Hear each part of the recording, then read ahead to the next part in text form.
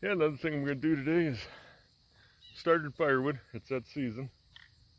I've got some, hard to see them over there in the shadows, some logs. Got a couple right here. Um, got them scattered all over the property. But we're in, well, near the pasture, the southern border here against my neighbors. But I love this area for splitting firewood. This time of year, you can be in the sun and the shade. Got to get my wood splitter out, get it started again. I can go up to the woods here and drag most of my wood out.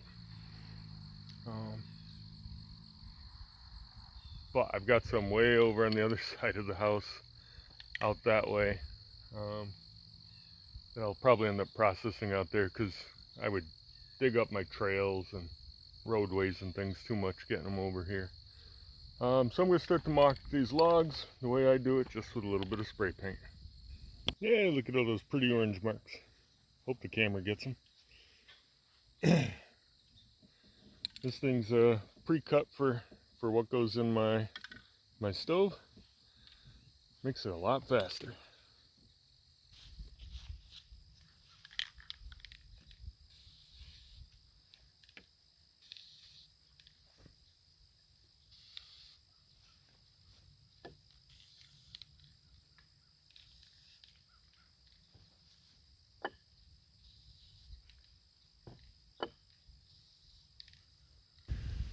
Yeah, there's you can see some trees like, yeah, get my arm to work. That one right there, no leaves, haven't been all summer. He's dead. We had what's called an ash borer beetle come through our part of the area pretty much last 2 years and killed out a lot of the ash. We love them for firewood and lumber, you know, when you want to make something or if you're a woodworker. But on this hedgerow, I must have dropped 7 or 8 down this lane. Anyway, I got them all limbed the other day. Sorry I didn't get a video on that. Just get in a hurry sometimes. But yeah, there's that real big one up there. I'll tell you, he's a monster.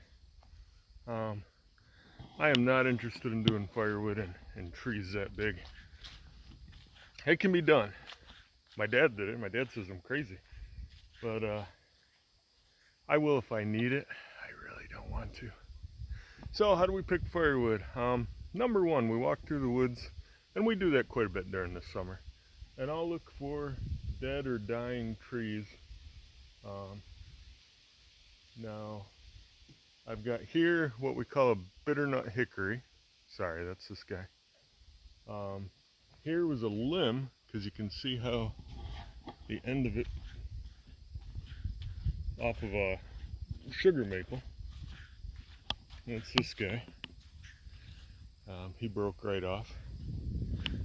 And same type of thing down here. I've got 2 maples.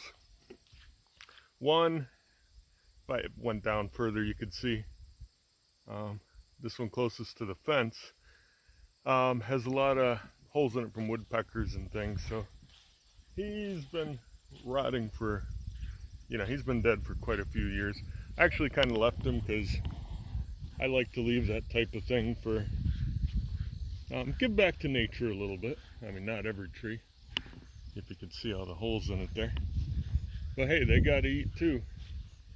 It's good for the bugs, good for the birds. I don't know about good for the bugs, but also good for different squirrels and things. Now this tree, this was a nice maple. And 2 winters ago, I was still tapping that for maple syrup. But I noticed that up near the top, there was bark peeling. Well, this last winter, and it just happened that quick, we went in and he was completely dead. A lot of his limbs had fallen off, apparently in the windstorms. And a lot of the bark was peeling, you know, away from the tree the way it does when it's still standing. When I dropped him, what, 90% of the bark just popped right off. So he's not rotted, but he's going to be perfectly seasoned. And that's what we look for. Before we go drop healthy trees, which need to be seasoned, we look for the dead ones, dying ones. Anything that's laying down, it fell down naturally. That's not rotted, punky. Punky we call it, it's spongy. Then we go for things like, that ash, we know that they're dead or dying.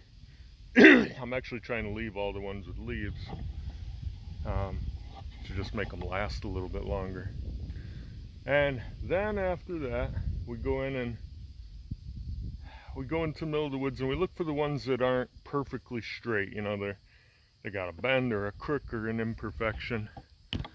Dad always said that nice standing timber is like better than money in the bank, right? If you fall on hard times or you really need money in a hurry, you can go in and have things logged off, which luckily he's never had to do in 30 years of owning it, and I don't see it coming anytime soon, other than some of the trees are getting really big. I may get a forester up here to tell me which ones I should take before they get too big, and then they're no good to anybody. Then it's just silly, right? So yeah, that's what we do. We look for the down, the dead, then the dying, and then we just go for imperfections. And that's how we do our firewood.